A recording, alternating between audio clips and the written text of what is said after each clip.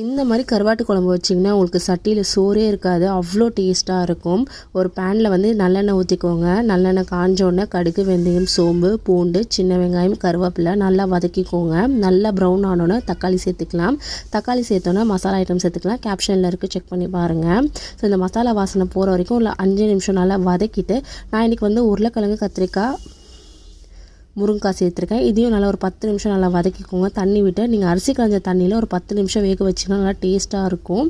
அரிசி களைஞ்ச தண்ணியை ட்ரை பண்ணி பாருங்கள். உப்பு போட்டு ஒரு 10 நிமிஷம் நல்லா வேக வச்சு எடுத்துடலாம்.